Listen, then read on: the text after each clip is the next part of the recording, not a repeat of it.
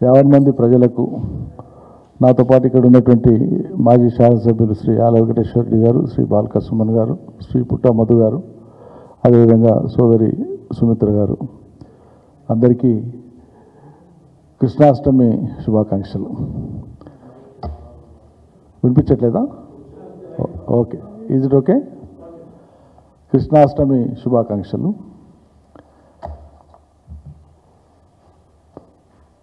భారత స్వాతంత్ర దినోత్సవం నిన్ననే జరుపుకున్నాం. మనం దేశవ్యాప్తంగా ప్రజలు మరోసారి స్వాతంత్ర దినోత్సవాన్ని చాలా గొప్పగా స్ఫూర్తిదాయకంగా జరుపుకున్నారు. అదేవిధంగా మన రాష్ట్రంలో కూడా జరుపుకున్నారు. సంతోషం. స్వాతంత్రానంతరం ఈ దేశ ప్రజలు కేంద్ర ప్రభుత్వం ఇచ్చిన లేదా ఇతర ప్రభుత్వాలు ఇచ్చిన, ఆయా రాష్ట్రాలు ఇచ్చిన నినాదాలలో ఈ దేశ ప్రజలు అత్యంత ఎక్కువగా ఆదరించి సొంతం చేసుకున్నటువంటి నినాదం జై జవాన్ జై కిసాన్. జై జవాన్ జై కిసాన్ నినాదం ద్వారా ఈ దేశం యొక్క అభ్యున్నతి కోసం లేదా అభివృద్ధి కోసం కేంద్ర రాష్ట్రాల ప్రభుత్వాలు ఎట్లా కట్టుబడి పనిచేయాలనో, రైతు శ్రేయస్సు లేదా వ్యవసాయ రంగ అభివృద్ధి అనేటువంటిది ఎంత కీలకమైందో, స్వాతంత్ర ఫలాలను అందుకోవడం అంటే ఈ దేశ రైతాంగం యొక్క బాగోగులు, వ్యవసాయ రంగ సంపూర్ణ అభివృద్ధే లక్ష్యం అని చెప్పి ఆ స్ఫూర్తిలో ఉండేటువంటి అర్థం. దురదృష్టవశాత్తు అదే నినాదం ఇచ్చిన ఆనాటి పార్టీ ఇవాళ తెలంగాణలో అధికారంలో ఉంది. స్వాతంత్రం వచ్చిన 79 ఏళ్ల తర్వాత ఆ దినోత్సవం జరుపుకుంటున్నటువంటి శుభ సందర్భంలో కూడా రాష్ట్ర వ్యాప్తంగా రైతులు జై కిసాన్లు నై యూరియా అని చెప్పి రోడ్ల మీదకి ఎక్కి చెప్పులు లైన్లలో పెట్టి పడరాని పాటలు పడుతున్నారు. ముసురులకు, వర్షాలకు గంటలు గంటలు రోజుల తరబడి ఒక యూరియా బస్తా కోసం. ఎంత దయనీయమైన పరిస్థితి అంటే ఆధార్ కార్డులు తీసుకొని రండి అని చెప్పి ఆధార్ కార్డులు కూడా తీసుకొని పోతే పెండ్లామూడు కలిపి ఒకటే బస్తా ఇచ్చి పంపిస్తున్నారు, మనిషికో బస్తా అని చెప్పి. మరి యూరియా అనేటువంటిది ప్రజలు తీసుకొని పోయి ఎక్కడో ఏదో ఇంకోలాగా వాడుకునే వస్తువు కాదు, మారకం చేసుకునే వస్తువు కాదు, ఇతరులకు అమ్మే వస్తువు కాదు, లేకుంటే బ్లాక్ మార్కెట్ చేసేది కాదు. కాంగ్రెస్ ప్రభుత్వాన్ని తెచ్చిపెట్టుకున్నందుకు ఈ రాష్ట్ర రైతాంగం మార్పు కోరి రుణమాఫీ 2 లక్షలు అవుతుందని చెప్పి ఆశపడ్డందుకో, 15,000 రైతు బంధు వస్తుందని ఆశపడ్డందుకో ఇవాళ వాళ్ళ ఆశ అడియాస అయిపోవడమే కాక కాంగ్రెస్ పాలన రైతుల పాలిట ఒక శాపంగా మారింది. ఈ రాష్ట్ర కాంగ్రెస్ పరిపాలన ఈ రాష్ట్ర రైతాంగానికి ఒక శాపంలాగా పరిణమించింది. దిక్కుతోచినటువంటి పరిస్థితి రైతాంగానికి. యూరియా కూడా చక్కగా సరఫరా చేయలేనటువంటి ఇంతగా చేతగానితనం ఎందుకో రాష్ట్ర ప్రభుత్వానికి అర్థం కావట్లేదు అసలు ప్రజలకు. కేంద్ర ప్రభుత్వం ఏమంటుంది, సాక్షాత్తు ఎరువుల మంత్రి గారు, ఫర్టిలైజర్స్ మినిస్టర్ పార్లమెంట్లో చెప్తారు, పోయినటువంటి బృందానికి చెప్తారు. ఆమె ఏం చెప్తున్నారు, మేము అలాట్మెంట్ ఇచ్చినటువంటిది, కేంద్ర ప్రభుత్వం అలాట్మెంట్ ఇచ్చినటువంటిది మేము మొత్తం ఇచ్చేసినాం, రాష్ట్ర ప్రభుత్వానికి సరఫరా చేసినాము అని చెప్తుంది. రాష్ట్ర ప్రభుత్వం లేఖలు రాసి చేతులు దులుపుకుంటుంది. వాళ్ళు ప్రకటించి చేతులు దులుపుకుంటే వీళ్ళు లేఖలు రాసి చేతులు దులుపుకుంటున్నారు. మరి నడమ ఎక్కడ పోయినట్లు యూరియా? కేంద్రం ఇచ్చిన అంటుంది, రాష్ట్ర ప్రభుత్వం దగ్గర లేదంటుంది, సరఫరా లేదన్న సంగతి మన కళ్ళకు కనిపిస్తూ ఉంది. సరఫరా చేయలేకపోతున్నారు. మరి ఎడిపోయినట్లు? ఈ రాష్ట్ర ప్రభుత్వం ఏం చేస్తున్నట్లు? ఈ రాష్ట్రానికి వెళ్ళి ఎన్నికైనటువంటి కేంద్రంలో ఉండేటువంటి ప్రభుత్వానికి సంబంధించినటువంటి 8 మంది బీజేపీ ఎంపీలు, అందులో 2 మంత్రులు, వీళ్ళేం చేస్తున్నట్లు? దేశంలో చాలా చాలా విషయాలు, గంభీరమైన విషయాలు మాట్లాడతారు మహానుభావులు వీళ్ళంతా, తెల్లారితే పొద్దుమొక్కితే. కానీ ఈ రాష్ట్రంలో ఉండేటువంటి 60% ప్రజలకు సంబంధించినటువంటి వ్యవసాయ అవసరాలలో ముఖ్యంగా పంటలు వేసినాక ఉపయోగించేటువంటి యూరియా సరఫరా కాకపోతే దాని మీద మాట్లాడడానికి నోరు లేదు, ముఖం లేదు. మరి ఒట్టిగానే రైతులు పోయి అమాంతంగా పోయి రోడ్ల మీద పడిపోతుండ్రా? అన్నీ సక్రమంగా ఉండకపోయి రైతులు పడుతుండ్రా రోడ్ల మీద? ఎందుకు పడుతుండ్రు రైతులు? ఎంత దురదృష్టం అంటే అది కొంచెం సెటైరికల్గా అనిపించినా కూడా, వ్యంగ్యంగా అనిపించినా కూడా ఆ బాధను లోకానికి తెలియజెప్పడం కోసం పాపం వాళ్ళు నిన్న ఎక్కడో సోషల్ మీడియాలో వచ్చింది ఒక వార్త, మిత్రుడి జన్మదినం కోసం యూరియా బస్తాను తీసుకొని పోయి బర్త్డే గిఫ్ట్ అని చెప్పి ఇచ్చినారు. సోషల్ మీడియాలో తిరుగుతుంది అది. గతంలో ఇట్లే ఢిల్లీ సర్కారు రాజ్యమేలేటువంటి టైంలో ఉల్లిగడ్డల సరఫరా చక్కగా లేక ఉల్లిగడ్డల మీద వచ్చినన్ని సెటైర్స్ బహుశా దీని మీద రాకుంటాయి. ఆఖరికి ఉల్లిగడ్డను తీసుకొని పోయి బర్త్డేకు హ్యాపీ బర్త్డే అని చెప్పి ఒక ఉల్లిగడ్డని ఇస్తే అదే గొప్ప వరం అనుకునేటువంటి స్థితి ఉంది. ఇక ఉల్లిగడ్డలు కూడా ఇవ్వలేని ఇంత దిక్కుమాల మార్కెటింగ్ ఉంది ఈ రాష్ట్ర ప్రభుత్వాన్ని అని చెప్పి ఆనాడు ఢిల్లీ ప్రభుత్వాన్ని ఉల్లిగడ్డ ఓడగొట్టింది. అప్పుడు జరిగిన ఎన్నికలలో ఉల్లిగడ్డనే ఆనాటి ఢిల్లీ ప్రభుత్వాన్ని ఓడగొట్టింది. వాళ్ళే అంగీకరించారు, ఓడిపోయిన వాళ్ళే. ఈరోజు పుట్టినరోజుకు యూరియా బస్తా బహుమతి ఇచ్చిన రైతులు.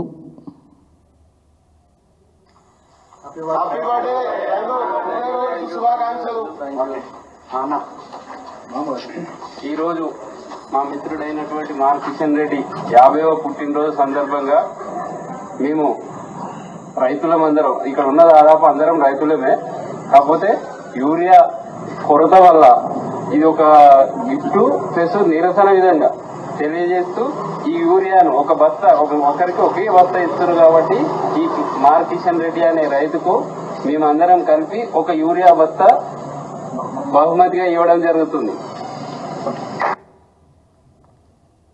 సిగ్గుపడాలి ఈ రాష్ట్ర సర్కార్. రోజు బుద్ధి పుట్టింది మాట్లాడతారు, నోటికొచ్చింది మాట్లాడతారు. మంత్రులు కానీ ముఖ్యమంత్రి గారు కానీ. మరి మీ సిపాయిలే కదా, చాలా పెద్ద హరివీర భయంకరులే కదా, ఎందుకు చేతనెత్తలేదు? కేంద్రం ఇచ్చినటువంటి యూరియాను సరఫరా చేయడానికి రాష్ట్రంలో ఎందుకు చేతనెత్తలేదు? ఇంత చేతగానాలకు పాలనా అర్హత ఉందా? అసలు సిగ్గుపడాలి. అసలు కొన్ని లెక్కలు చెప్తాను దయచేసి మీడియా మిత్రులకు, మీ ద్వారా ప్రజలకు కూడా, రైతులు కూడా నోట్ చేసుకుంటారు ఈ వివరాలు. ఈ వానాకాలం పంటలు వేసేటువంటి సీజన్ దాదాపు అయిపోవచ్చింది. ఇప్పుడు కొత్తగా వేసే పంటలు ఉండవు ఈ సీజన్కి, వానాకాలానికి. ఈ వానాకాలంలో వ్యవసాయ శాఖ నమోదు చేసినటువంటి వివరాల ప్రకారంగానే నేను చెప్పేది ఏదైనా కూడా, ఎందుకంటే అది రహస్య డాక్యుమెంట్ ఏం కాదు, బహిరంగం. వరి 45,21,000 ఎకరాలలో సాగైంది. పత్తి 44,64,000 ఎకరాలలో సాగైంది. ఇతర పంటలు అంటే కంది కావచ్చు, మక్క కావచ్చు, పెసలు కావచ్చు, మరోటి ఇతర వ్యవసాయ పంటలు 18,64,000 ఎకరాల్లో సాగైంది.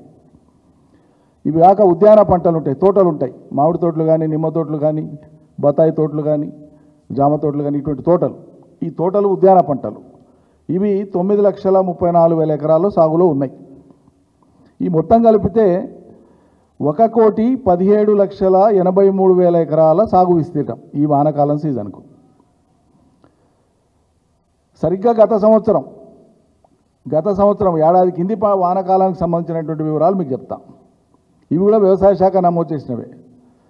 వరి గత సంవత్సరం 66,78,000 ఎకరాలు. ఈ సంవత్సరం ఎంత? 45,21,000 ఎకరాలు. అంటే సుమారు 22 లక్షల వ్యత్యాసం ఉంది. పోయిన సంవత్సరానికి ఈ సంవత్సరానికి 22 లక్షల ఎకరాల వరి సాగు విస్తీర్ణం తక్కువ ఉంది ఏడు ఇప్పటికి. సరే, ఇంకా వెనకేసేటోళ్ళు కొంతమంది ఉన్నారు, వేస్తారనుకుంటే 50,000 కావచ్చు, 1,00,000 ఎకరాలు కావచ్చు. 20 లక్షల ఎకరాలు అయితే కాదు కదా, ఆగస్టు అయిపోనే వస్తుంది. మరి 22 లక్షల ఎకరాలలో వరి సాగు గత సంవత్సరం కంటే తగ్గినాక కూడా సాగు విస్తీర్ణం, అదేవిధంగా పంటల విస్తీర్ణం మొత్తం కూడా తీసుకుంటే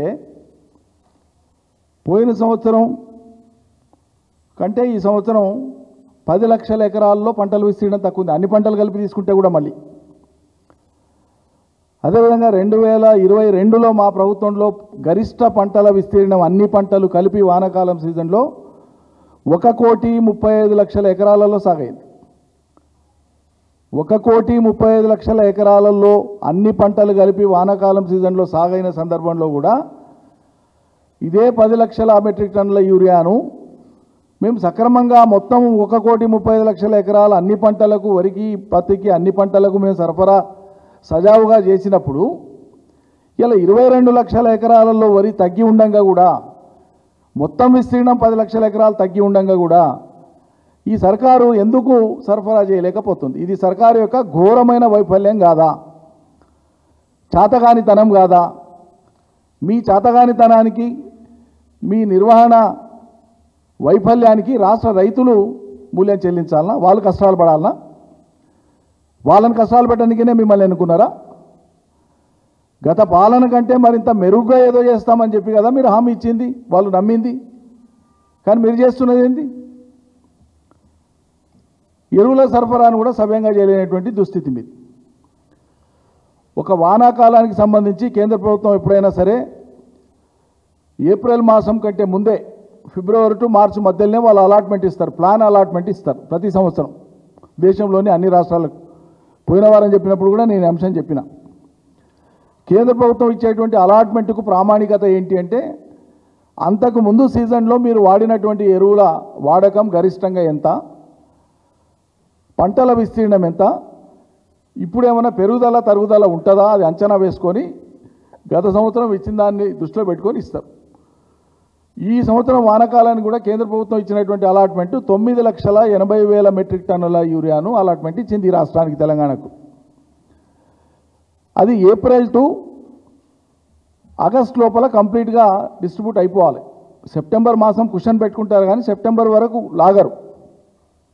ఆగస్ట్ లోపలనే డ్రాయల్ అయిపోవాలి, అప్లికేషన్ కూడా అయిపోతుంది యూరియా.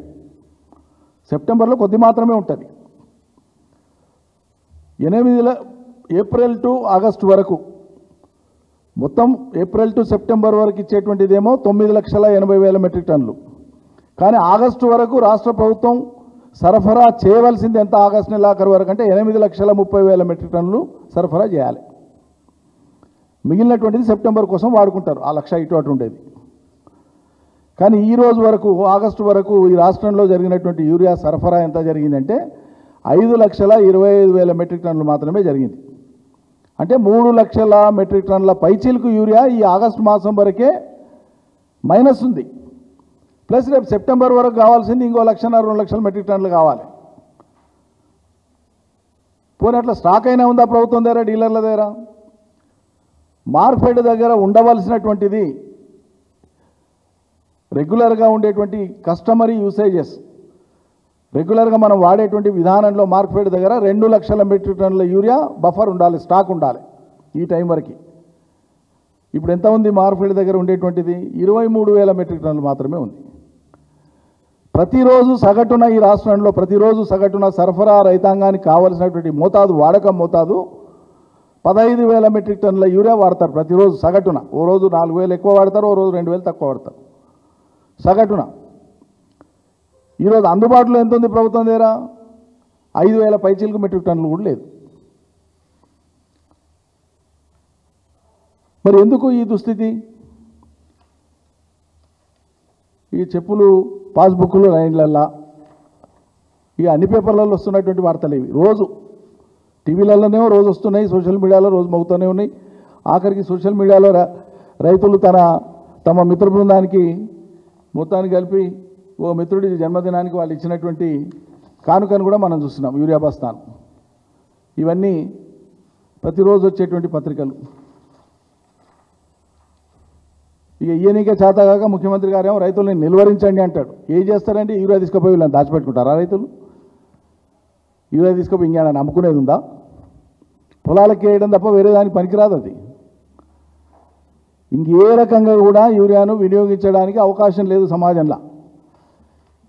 ఇవాళకి అవగాహన ఉందో లేదో కానీ గతంలో యూరియాను కొన్ని కెమికల్ ఫ్యాక్టరీస్ వాళ్ళు, ఇది ఎప్పుడు తెలంగాణ ప్రభుత్వం వచ్చినటువంటి తొలినాళ్ల సంగతి చెప్పేది, అంటే 2015-16 ఆ టైంలో భారతదేశంలో కొన్ని పరిశ్రమల వాళ్ళు కేంద్ర ప్రభుత్వం ఇచ్చేటువంటి యూరియా సబ్సిడీ మీద కదా, సుమారు ప్రతి క్వింటాల్ మీద ఒక 1,000 రూపాయలు, 900 నుంచి 1,000 రూపాయల సబ్సిడీ ఉంటుంది యూరియా మీద. 1 క్వింటాల్ మీద కేంద్ర ప్రభుత్వం భరించేటువంటి సబ్సిడీ అది రైతాంగం కోసం.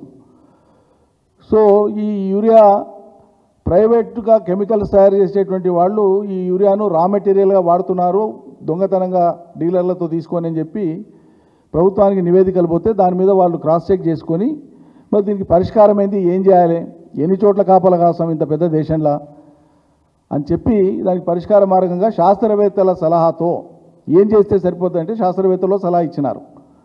ఏ పదార్థమైనా దాంట్లో ఉండేటువంటి మాలిక్యూల్స్ను బట్టే, ఆ పదార్థంలో ఉండేటువంటి మాలిక్యూల్స్ను బట్టే, అణువులు పరమాణువులను బట్టే ఆ పదార్థం యొక్క క్యారెక్టర్ మారుతుంది ఎప్పుడైనా. వాళ్ళు ఇచ్చినటువంటి సజెషన్ ఏంటంటే ఈ యూరియాకు మీరు సప్లై చేసే కంటే ముందే, ప్రొడక్షన్ అయిన తర్వాత సప్లై చైన్ స్టార్ట్ అయ్యే కంటే ముందే నీమ్ ట్రీట్మెంట్ అని చేయండి అని చెప్పినారు. నీమ్ ట్రీట్మెంట్ అంటే ఈ వేప నూనెను ఈ మొత్తం యూరియా మీద స్ప్రే, ఆటోమేటిక్గా మిషనే స్ప్రే చేస్తుంటుంది. అది ప్రొడక్షన్ అయ్యి బయటకు వచ్చేటప్పుడు దాని మీద ఆటోమేటిక్గా స్ప్రే అవుతుంటుంది. ఇంకా అది రైతులు వాడే వినియోగానికి తప్ప ఇంకా దేనికి పనికిరాదు. ఆ జాగ్రత్త తీసుకున్నారు.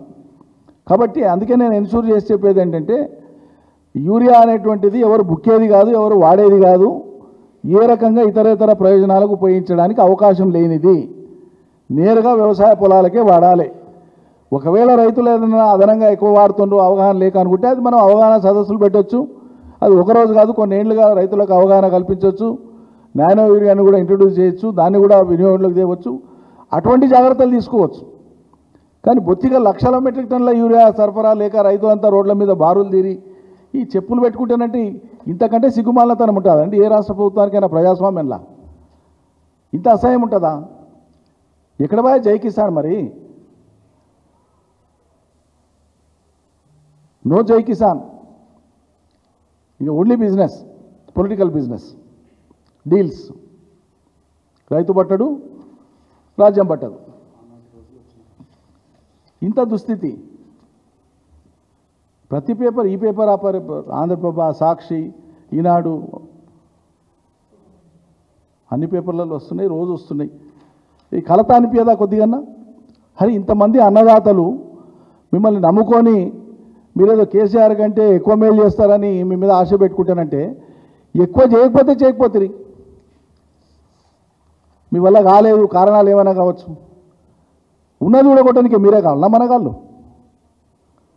సాఫీగా జరిగినటువంటి సరఫరాను, 10 ఏళ్ళు సాఫీగా జరిగినటువంటి సరఫరాను మీరు ఎందుకు కొనసాగించలేకపోతున్నారు? రైతులు కన్విన్స్ కావాలి కదా. ఏమనంటానంటే కేసీఆర్ మరి యూరియా సప్లైగా చేయనీకి మీ చాతకాంతానాన్ని కూడా కేసీఆర్ చేసిన అప్లై కారణం చెప్తారా?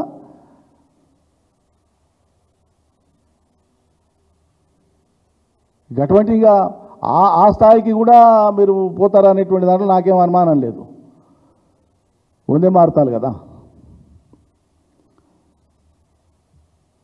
వందే మాతరం పోయి వందే మారుతాం అయిపోయింది. మారుతాం అంటే ఏంది? మారుతి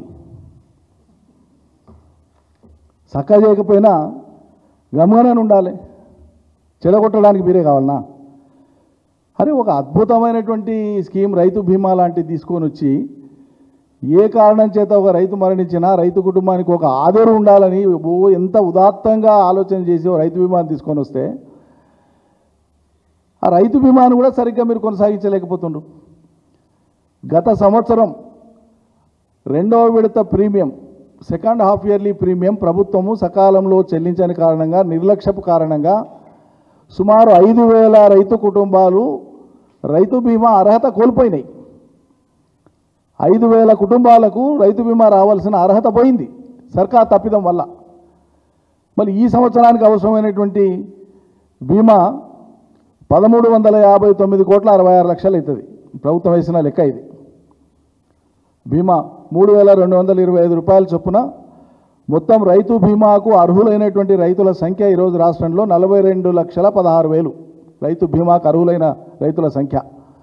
వీళ్ళందరికీ ప్రభుత్వం ప్రీమియం చెల్లిస్తే 1,359,16,66 కోట్లు అవుతుంది. 1,359,66,00,000.66. ఈ ప్రభుత్వం సకాలంలో చెల్లిస్తే రైతాంగానికి ఇబ్బంది ఉండదు. మేము డిమాండ్ చేస్తున్నాం, ఇప్పుడైనా సకాలంలో చెల్లించండి. సకాలంలో చెల్లించకపోతే రైతులు అర్హత కోల్పోతారు. అవకాశం పొందే అర్హత కోల్పోతారు. వాళ్ళ నోట్లో మట్టి కొట్టకండి. కనీసం వాళ్ళ కుటుంబ పెద్దలు చనిపోతే కుటుంబ సభ్యులకైనా ఒక ఆధారం ఉండడానికి ఉద్దేశించినటువంటి ఈ మహత్తర పథకాన్ని తూట్లు పడవకండి దీనికి. ఇక పంటల బీమాకు సంబంధించి చాలా గొప్పగా చెప్పారు. ఆ రోజు మేము కేంద్ర ప్రభుత్వం తెచ్చినటువంటిది ఎట్లా రైతాంగానికి ఉపయోగపడదో వివరించి ఓ 4 ఏళ్ళు వరుసగా కట్టి నష్టపోయి రాష్ట్ర ప్రభుత్వం ఇన్సూరెన్స్ కంపెనీలకు మెయిల్ చేయడం తప్ప ఈ ప్రధానమంత్రి ఫసల్ యోజన పథకంలో రైతాంగానికి ఉపయోగపడేది లేదా అని చెప్పి మేము ఎన్నిసార్లు చెప్తానంటే అటు కేంద్రం ఇటు రాష్ట్రం విపరీతంగా ఇక్కడ ఉండేటువంటి మేధావులు కానీ ఇక్కడ ఉండేటువంటి ప్రతిపక్ష పార్టీలు కానీ ఆనాడు దుమ్మెత్తి పోసినాయి. గుజరాత్ రాష్ట్రంలోనే ఎత్తేసిండ్రు ప్రధానమంత్రి ఫసల్ బీమా యోజనాన్ని. అప్పుడే మేము ఎత్తి చూపించినాం. మరి ఏదో కొత్తది ఆదర్శవంతమైంది రైతులకు ఉపయోగపడేది మేము తెస్తామంటే మరి 2 ఏళ్ళు అయిపోతుంది కదా, 2 ఏళ్ళు కావస్తుంది, ఇంకెప్పుడు తెస్తారు? పంటల బీమా పథకాన్ని ఇంకెప్పుడు తెస్తారు? మమ్మల్ని ఎక్కిరించింది కదా, మమ్మల్ని ఎద్దేవా చేసింది కదా. మేము 4 సంవత్సరాలు అమలు చేస్తే ఆ పథకాన్ని ఇన్సూరెన్స్ కంపెనీలకు మేము కట్టింది 2,400 కోట్లు అయితే రైతాంగానికి వచ్చింది 1,500 కోట్లు. అంటే 600 కోట్ల రూపాయలు ఇన్సూరెన్స్ కంపెనీలు మిగిలినాయా బాబు? ఈ పథకం మనకు ఉపయోగపడదు. కేంద్రం రూపొందించింది ఇన్సూరెన్స్ కంపెనీలకు మేలు చేసే విధంగా ఉంది. అందుకే దేశంలోని చాలా రాష్ట్ర ప్రభుత్వాలు ఫసల్ బీమా యోజన పథకం నుంచి వైదొలిగినాయి అని ఖరాఖండిగా చెప్పినాం మేము. దీనికి అత్యుత్తమమైన మార్గం ఏదైనా రాష్ట్ర ప్రభుత్వమే ఆలోచన చేయాలి అనుకున్నాం. ఈ లోపల సరే ప్రభుత్వం మారింది. పంటల బీమా కోసం మేము అద్భుతమైన పథకాన్ని తెచ్చి మేము అమలు చేస్తామంటే నిజమే అనుకోండి, మరి అది గతి లేదు. పంటల బీమా గతి లేదు. మరి అలా అనుకోకుండా అధిక వర్షాలు కురుస్తున్నాయి. సరే ప్రకృతి అది మన చేతిలో లేనిది, దానికి తగ్గట్టుగా మనం ప్రణాళికలు రూపొందించుకోవాలి. ఈ అధిక వర్షాల వల్ల కూడా యూరియా కన్సంప్షన్ పెరుగుతుంది. అప్పటికి అప్లై చేసినటువంటి రైతులు పెద్దగా వర్షం పడంగానే మొత్తం పొలాల్లో కొట్టుకపోతాయి, పొలాల్లో సారం పోతుంది, అప్లై చేసిన యూరియా ఎఫెక్ట్ పోతుంది, మళ్ళీ అప్లై చేసుకోవాలి రైతులు. అట్లా కూడా అదనంగా అవసరం పడుతుంది మళ్ళీ యూరియా. ఉన్నదానికే గతి లేదు. ఇప్పుడు అధిక వర్షాలు పడేటువంటి దాని మూలంగా ఉత్పన్నమైనటువంటి పరిస్థితికి అవకాశమే లేదు. మరి ఆ రైతుల్ని ఏ రకంగా ఆదుకుంటారు? వాళ్ళు పడేటువంటి పాటల నుంచి ఎట్లా బయటకేస్తారు? ప్రభుత్వం ఏమైనా దాని గురించి ఆలోచిస్తుందా లేదా? దీని మీద నేను డిమాండ్ చేస్తలేను. అసలు ప్రభుత్వం ఏమో ఆలోచన చేస్తుంది?